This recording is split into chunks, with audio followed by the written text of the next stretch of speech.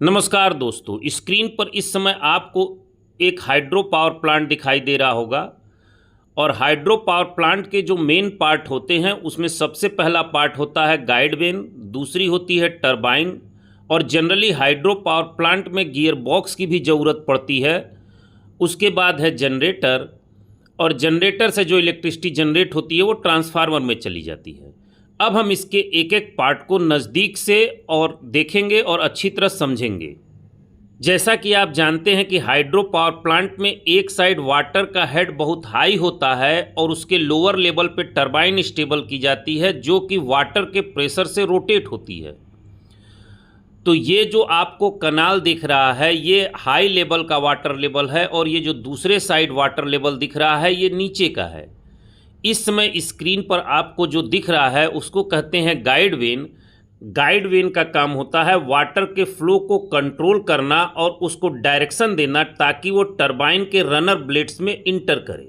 Guide when को आप अंदर से देखेंगे तो आप समझ लीजिए कि इसमें डोर्स दिखेंगे जो वाटर के फ्लो के डायरेक्शन को चेंज कर रहे हैं और उसको कम और ज़्यादा खोलने पर उसके फ्लो को कंट्रोल भी कर रहे हैं। अब ये जो दूसरी चीज़ दिखाई दे रही है ये टरबाइन है। हाइड्रो टरबाइन जो मेनली दो तरीके से होती हैं, इम्पल्स टरबाइन और रिएक्शन टरबाइन। उसको और भी दो तरीके से बांट सकते हैं, एक होती है एक्सियल फ्लो टरबाइन और दूसरी होती है वर्टिकल फ्लो टरबाइन। इस समय जो स्क्रीन पर पूरा हाइड्रो पावर प्लांट दिख रहा था वो एक्सियल फ्लो टरबाइन है और आपको यही अच्छे से दिख पाएगा। अगर आप वर्टिकल फ्लो टरबाइन को एक साथ देखना चाहेंगे तो दिख भी नहीं पाएगा, क्योंकि उसमें जनरेटर के नीचे ही टरबाइन होती है। ये जो टरबाइन है ये कैप्लन टरबाइन है, और ये Kaplan turbine axial flow turbine होती है जिसके ब्लेड एडजस्टेबल होते हैं, और ये वहाँ के लिए ज़्यादा अच्छी एप्लीकेबल होती है जहाँ हेड डिफरेंस कम होता है। यानी कि एक साइड में जिधर पानी का लेवल ज़्यादा है और दूसरे साइड में जिधर पानी का लेवल कम है, इन दोनों के बीच का डिफरेंस जब कम होता है तो हम कैप्लन टरबाइन का यूज करते हैं। चूँकि हाइड्रो टरबाइन की स्पीड्स कम होती है, इसकी स्पीड भी 187.5 आरपीएम है। तो इसके बाद ये जो पोर्शन लगा हुआ है इसको कहते हैं गियर बॉक्स। इस टरबाइन की स्पीड 187.5 आरपीएम है। ये गियर बॉक्स इस स्पीड को 4 टाइम्स बढ़ा देता है, और इसके दूसरे साइड में जो हमको शाफ्ट की स्पीड मिलती है वो 750 आरपीएम मिलती है, 750 आरपीएम। इस शाफ्ट से जनरेटर अटैच होता है जो 750 आरपीएम पे रोटेट होता है।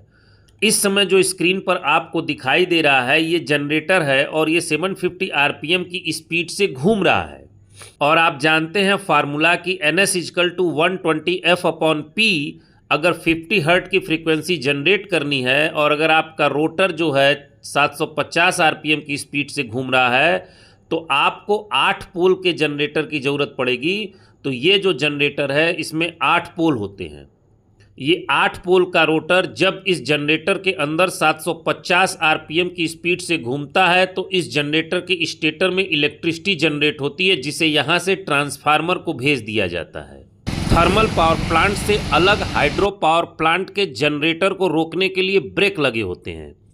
ब्रेक इसलिए लगे होते हैं क्योंकि जब हम गेट्स को बंद करते हैं यानी वाटर का फ्लो टरबाइन के अंदर रोकते हैं तो ये एश्योर नहीं हो पाता है कि कंप्लीट वाटर का फ्लो स्टॉप हो जाएगा। उस केस में टरबाइन हमारी रुकती नहीं है, वो हल्की हल्की रोटेट होती रहती है और उसके कारण जनरेटर भी रोटेट होता रहता है। इस ब्रेक से रोटर को रोक करके 0 स्पीड किया जाता है और मेंटेनेंस वर्क किया जाता है। ये जो आपको पूरा दिख रहा है ये इसका कंट्रोल सेंटर या कमांड सेंटर कह लीजिए, यहीं से सारी चीज़ें कंट्रोल होती हैं।